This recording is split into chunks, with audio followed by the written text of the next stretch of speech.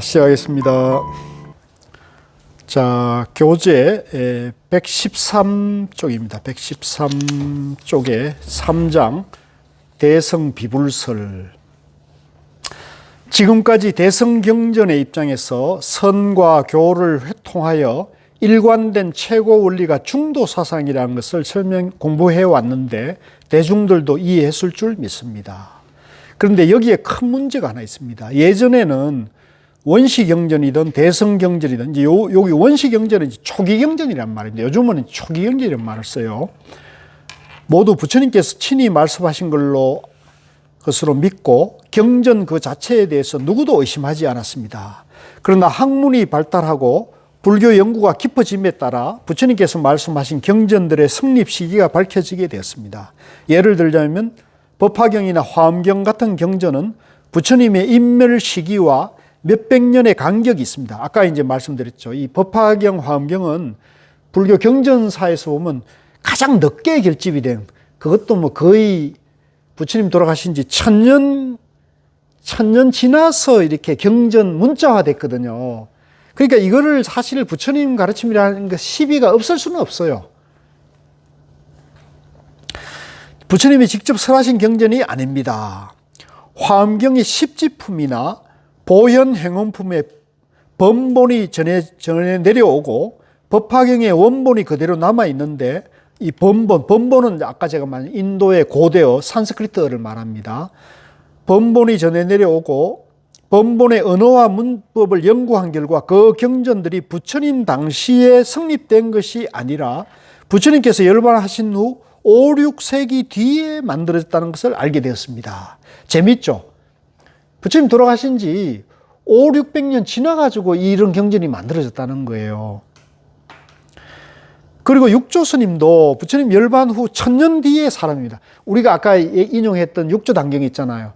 이것도 육조 스님이 638년 태어나신 분이니까, 그러니까 이것도 부처님 돌아가신 지 1000년이 지나가지고 법문하신 거거든요.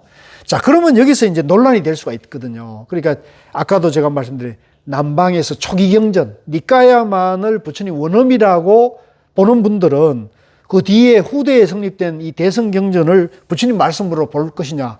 당연히 시비가 있는 게 자연스러운 겁니다. 시비가 있는 게 자연스러운 겁니다. 자, 좀 넘어가겠습니다. 자, 114쪽으로 넘어가가지고요. 자, 첫 줄에 부처님께서 당시에 친히 하신 말씀이 아니라 열반 후 5, 600년 뒤에 성립된 경전을 인용하여 이것이 부처님 말씀이라고 하고 불교의 근본 원리라 하면 누가 믿겠습니까? 당연히 안 믿겠죠, 그죠? 당연히 이건 공감을 해요. 이러한 생각을 가진 사람들이 대성경전은 부처님이 설하신 경전이 아니다라고 주장하며 불교계 크게 당황하였습니다. 이것을 대성비불설이라 합니다. 이 대성비불설의 주장에 대해서 많은 학자들이 경전 연구를 거듭한 결과 대성경전은 부처님이 친히 설하신 경전이 아니라는 확정이 서게 되었습니다. 그러면 불교의 초기 경전으로 대소성에서 함께 인정하는 암경은 모두 다 부처님이 친히 설하신 경전인가 하고 연구해 보니 암경조차도 모두 부처님이 친히 설하신 것이 아니라는 것으로 판명이 됐습니다. 이게 불교 경전이 팔만대장경이 이게 부처님 당시에 바로 어느 문자, 지금처럼 책이나 인쇄술이 발달해가지고 다다다 치면 되는 게 아니고 그때는 종이도 잘 어려웠을 거고, 그죠? 그 다음에 그냥 나뭇잎에다가 문자도 명확하지 않을 때니까 그때는 전부 듣고 암송을 했을 때예요. 암송을. 그리고 이제 그 암송해서 몇백 년을 내려오다가 이게 경전 문자화 됐기 때문에 이 기록이 부처님이 직접 설한 것이냐 할 때 당연히 시비가 될 수밖에 없는 문제가 있는 거죠. 그래서 이제 이런 문제가 좀 생깁니다. 그런데 이제 하나 이제 참고하셔야 될 것은 이 대성비불설이라는 것은 언제 이제 학술적으로 나타났냐면 일본에서 일본 학자들이 주장을 했어요. 그러니까 일본에서 이제 요게 이제 역사적인 배경이 있는데 일본이 이제 그 근대에 오기 전에 여러분들 잘 아는 그 일본의 막부 시대가 있었잖아요. 도쿠가와 이에야스가 이제 권력을 장악해서 일본 왕을 이제 볼모로 잡고 모든 권력을 이제 막부가 통치했는데 도쿠가와 이에야스 집안에서 약 한 300년 임진왜란 이후에 거의 한 400년 가까이 이제 권력을 독점했잖아요. 그런데 이제 일본에도 이제 개화가 되면서 이쪽 큐슈 지방, 그러니까 거기도 도쿠가와 이에야스 막부의 권력이 이제 통치력이 약한 이쪽 이제 후쿠오카, 나가사키 이쪽 큐슈 지방이 이제 그쪽 중앙으로부터 변경이고 또 그쪽이 이제 그 서양의 문물이 이제 교류가 좀 활발한 편이었어요.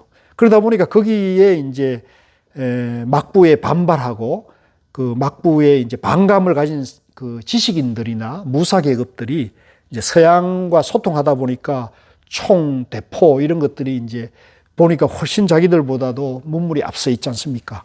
근데 이제 도쿠가와 막부는 쇄국 정책을 폈지 않습니까? 처음에 쇄국 정책을 쓰면서 이제 외부 교류를 막고 이러는 과정에 갈등이 생겼는데 이제 이쪽 규슈 지방 지금 일본을 끌고 가고 있는 그 정치 세력들이 규슈 지방 출신이에요.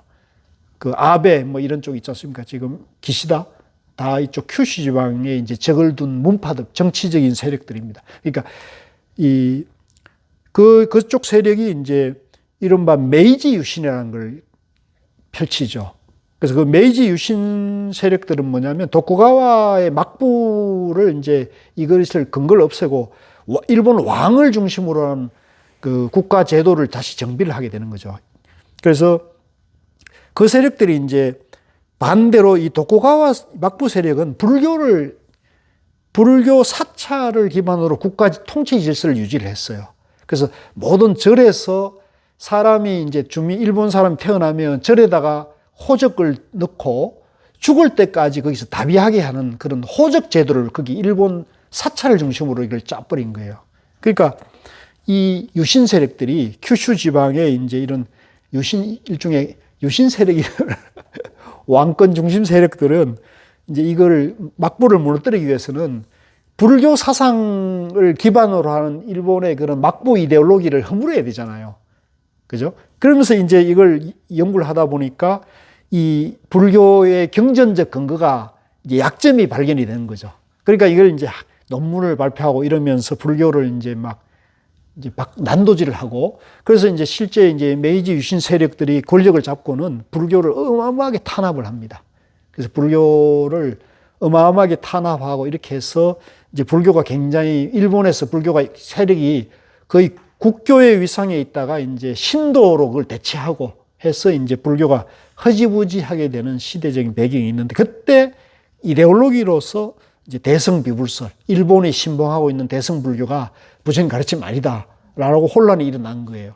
근데 이제 그 뒤에 이제 학자들이 연구한 전반적인 결과로는 암부경전조차도 부처님 당시에 결집된 게 아니고 모든 경전이 후대에 결집됐다라는 것이 판명이 됐고 또 암경이든 대성경전이든 모든 경전이 중도를 근본으로 하고 있는 면에서는 똑같다라는 것이 이제 연구가 되면서 대성비불설을 주장한 사람들이 이제 이 불교 경전에 대한 오해를 가졌다 이렇게 된 거를 얘기한 거예요. 그래서 그 뒤에 이제 성철 스님이 일본 학자인 우정백수라는 사람이 이제 그런 거에 대해서 많이 기여했다. 이제 이런 얘기를 한 겁니다. 그래서 115쪽에 오면은 그 학자들이 이제 그러면 부처님의 가장 최초의 그 설법이 뭐냐고 연구를 해보니까 니까야 암경도 아니고 대성경도 아니고 율장이라는 것을 주목했대요. 율장. 율장은 이제 부처님이 계율, 공동체의 계율을 이렇게 만들었는데 그 계율에 관해서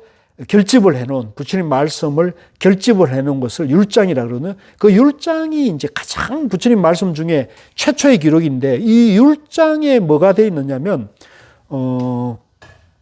위에서 한 15번째 줄에 보면요. 율장 가운데 부처님이 최초로 설법한 말씀이 기록되어 있는데 학자들이 통칭하여 초전법륜이라고 합니다.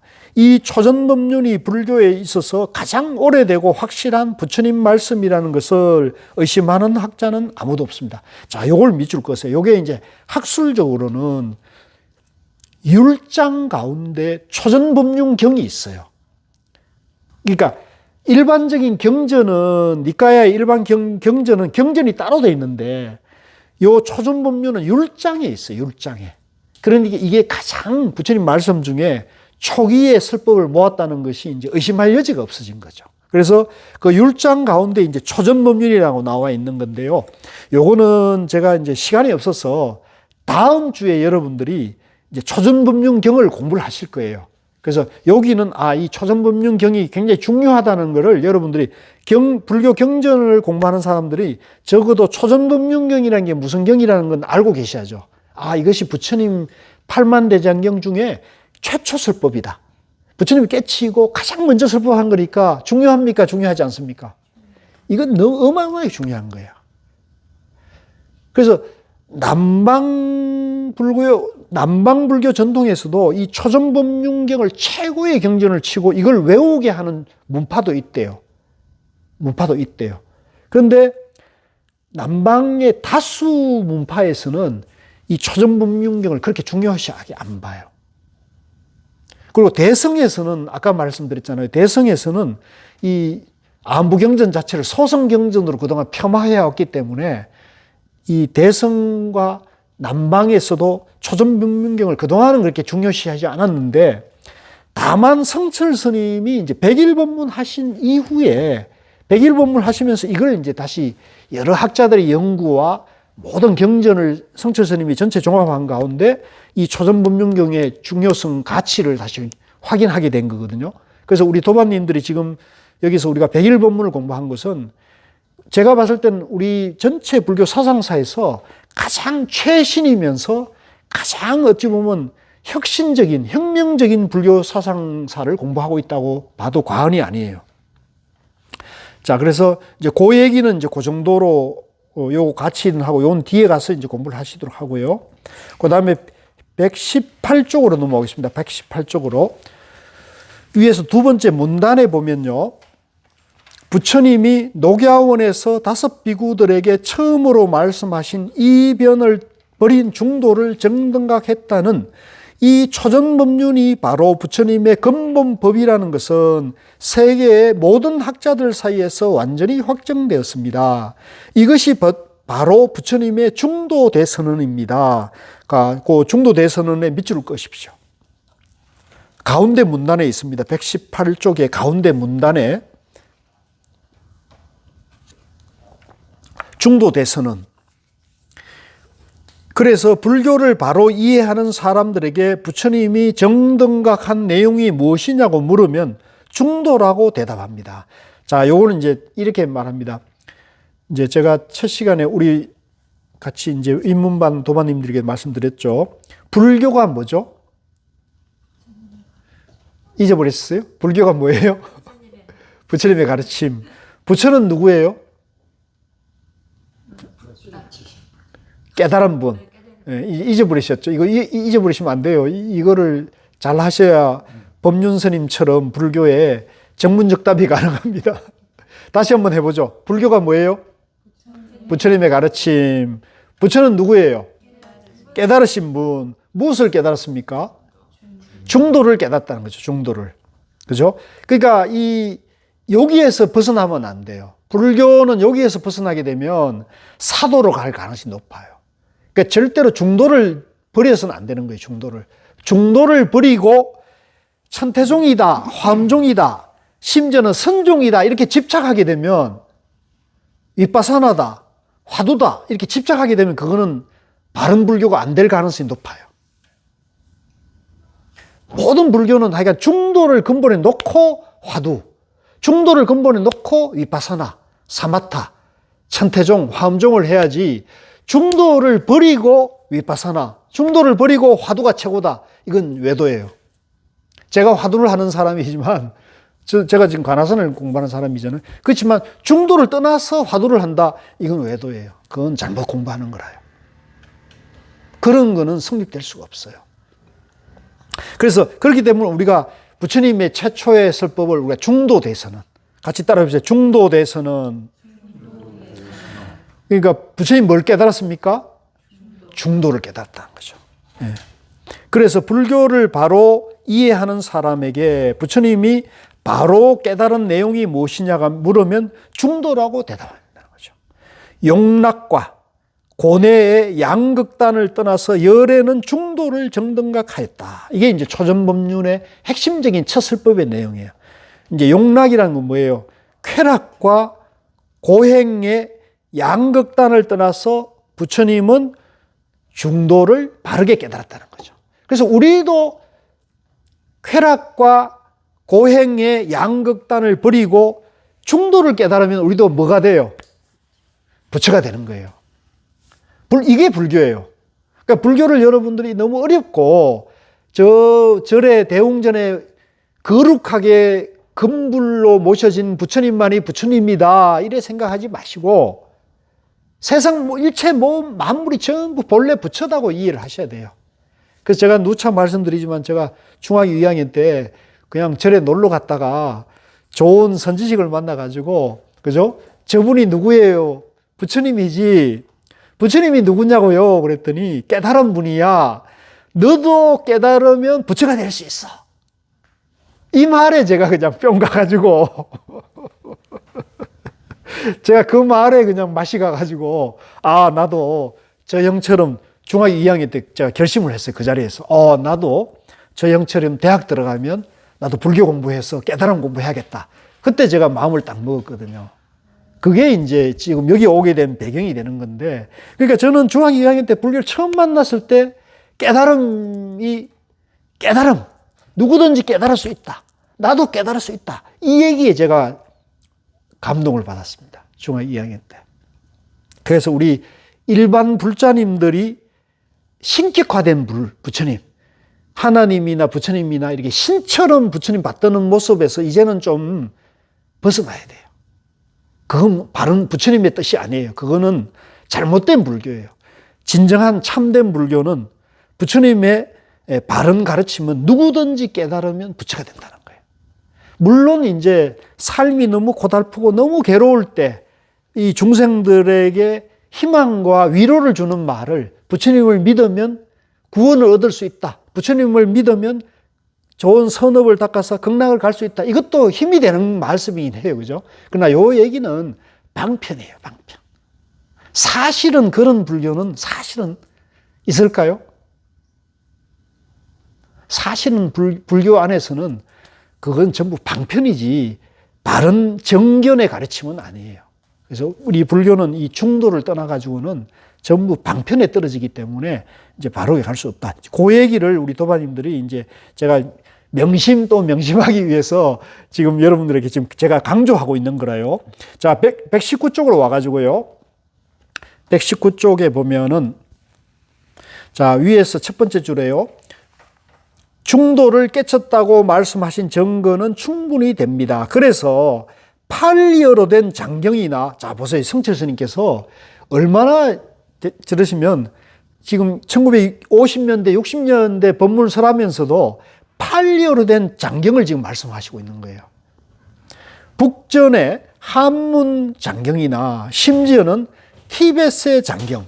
그러니까 성철 스님은 이 한국의 그 산중에 앉아 있었어도 저 남방의 팔리어로 된 장경, 북방의 한문 대장경, 심지어는 티베트에서 소장하고 있는 장경에서도 부처님이 정당각했다는 최초의 선언이 중도에 있다는 것은 아무도 의심하지 않는다. 세계의 어느 불교학자이든지 간에 율장의 초전법륜 편에 중도 대선언문을 불교의 근본 출발점으로 삼고 있는데 혹자는 경전 성립사적으로 보아 율장보다 오래된 수타니파다에서도 부처님이 깨달으신 내용이 중도라고 설명하고 있느냐고 합니다.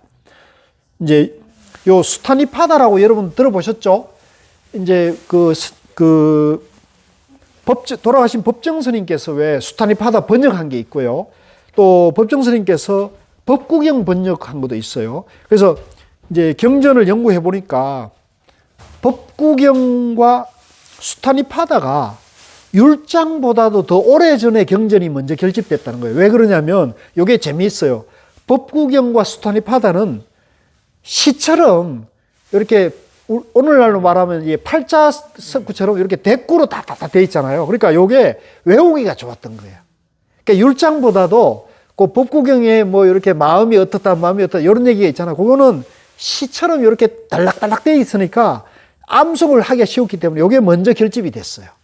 그러니까 이게 경전 성립작으로 이해되죠. 근데 뒤에 보면 화엄경 보면 막 굉장히 브라이트한 긴 문장으로 소설처럼 만들어지거든요. 그러니까 불교가 이렇게 경전이 발전돼 오면서 차차차 되는데 수타니파다나 법구경은 이게 짤막짤막하게 돼 있으니까 거기에 이제 중도에 대한 설명이 있는데 같이 읽겠습니다. 시작. 이변에도 착하지 아니하며 중에도 집착하지 아니한다. 그래서 제가 요거를 이제 여러 도만 이렇게 외우라니 부처님이 최초로 중도를 법문한 게 요 얘기거든요. 양변에도 집착하지 아니하고 중간에도 집착하지 않는다. 이게 중도에 대한 부처님의 최초의 설법의 기록이라고 우리가 할 수 있어요. 그래서 중도가 무엇입니까? 이렇게 물으면 이렇게 대답하셔야 돼요. 중도가 뭡니까? 양변에도 집착하지 아니하고 중간에도 집착하지 않는 것이 중도다. 이렇게 외우셔야 돼요. 자, 그렇게 하고 넘어가겠습니다.